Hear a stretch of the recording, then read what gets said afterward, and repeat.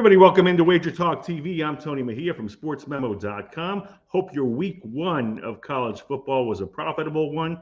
I know if you've watched some of my videos, we did pretty well. We knocked on Miami, had a bunch of player props go down in that game. We were on Boston College against Florida State. We did lose one video play, but we were on Oklahoma, won that. So I think it's like 4-1, 5-1 on the season. Let's keep the good times rolling. Want to remind you to check me out at sm.buzz/TDM for all my package information, client plays. We hit the college football season hard and will continue to do so. But this free play is going to be on Boise State visiting Oregon, a huge game with national title implications. It's week 2, but we talk about national titles and national college football playoff because there is a spot reserved for a group of 5 team, and Boise State is probably going to be the best group of 5 team. And I know Memphis fans are probably annoyed with me about saying that, and there's other teams that will certainly be in the fight.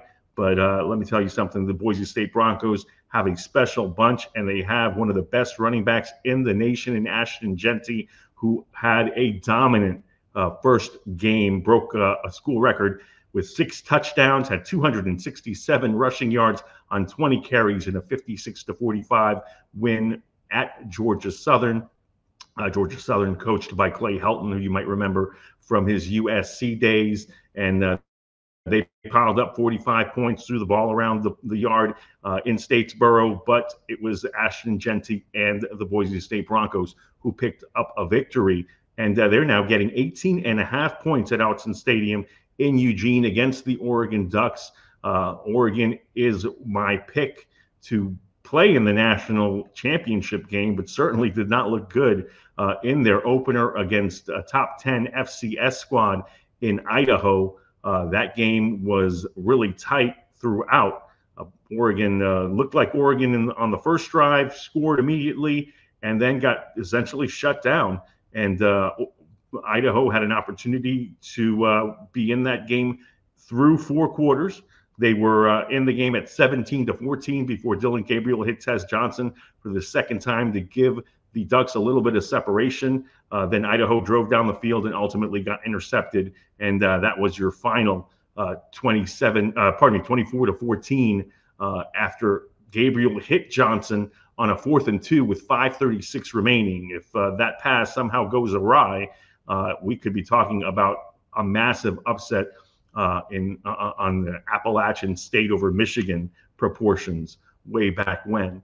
Boise State's going to give Oregon a test in this contest, and that's why we're going to ride the Broncos plus 18.5 for our free pick here. Jeanty, there are no props available because I'm shooting this on a Tuesday, but Jeanty will find the end zone. He's legitimate. I mean, this is one of the top running backs in the country. He'll probably hear his name potentially on the first day of the draft in the first round, but certainly on day 2, depending on the demand for running backs. Jeanty is that good.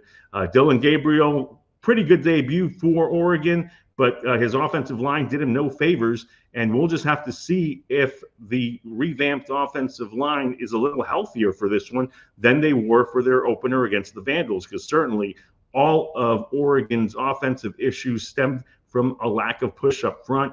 Idaho, like I said, pretty good FCS team. They're expected to compete for a title this year. We're a top 10 team last year, made the playoffs on that level, but they should not have been pushing around the Ducks the way that they did. And Oregon's defense certainly saved the day. Oregon very stingy. So if you're going to lean to anything, just because there were 100 points scored in Boise State's opener, and because you expect Oregon to figure things out offensively, doesn't mean you should blindly bet the over on this game. Totals in the 60-61 range.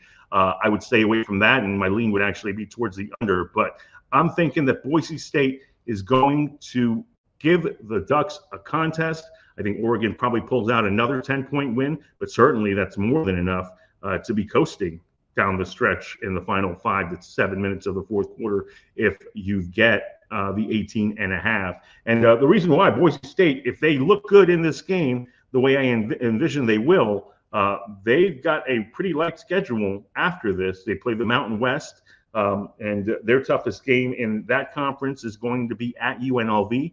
The Running Rebels are for real, and the win at Houston probably not going to look as impressive as it does now, because I think the Cougars are in for a rebuilding season and probably bring up the rear in the Big 12. But certainly it was impressive for UNLV standards to go into Houston and dominate the way they did. They didn't allow a point until the final minute of play. But you've got Boise State playing Utah State, Hawaii, UNLV, San Diego State is down. Nevada probably will be better down the road with their new coach, but I don't think they'll have a problem with them on the blue turf. And then they play Oregon State to end the season. The Beavers have an uphill climb, considering they're part of the Pac-2 now, with Washington State not playing a full Pac-12 schedule. They're playing a Mountain West schedule. And then you've got a championship game in the Mountain West, and we'll see who makes that, whether it's Air Force or somebody else in that league. But certainly Boise State looks good here and plays with the Ducks and then runs the table. You'll see them in the college football playoff. So that's our play. Love Ashton Genty to score, but you'll probably need to bet him to score 2 touchdowns to get decent odds in this game. I think Dylan Gabriel has a better, more productive showing in this game than he did against Idaho, and he'll need to keep Oregon from an upset loss. And we'll see if there's a package for USC transfer Malachi Nelson, who did not get in against Georgia Southern. Maddox Matson beat him out for the starting quarterback job. Matson threw for 279 yards through the air against Georgia Southern Eagles, and will again run the offense for Boise State, which gained 652 yards. And there's another freshman, I think he's only 17 years old, Sire Gaines, who added 118 yards on the ground behind Genty. He'll see some action in this one as well. Ride Boise State plus the 18.5. Smash that like button for me. Make sure you're subscribed to all of our videos here at Wager Talk TV so you never miss a winner. And we'll make some money all season long. We've got great deals at both Wager Talk and Sports Memos. Be sure to check out all of our offerings and pick the handicappers you like, and let's make some cash. Follow me on Twitter at Mejia Dinero. Follow me at Sports Memo on my page at sm.buzz/TDM for package information. I'm Tony Mejia. Thanks for watching. Have a great Saturday.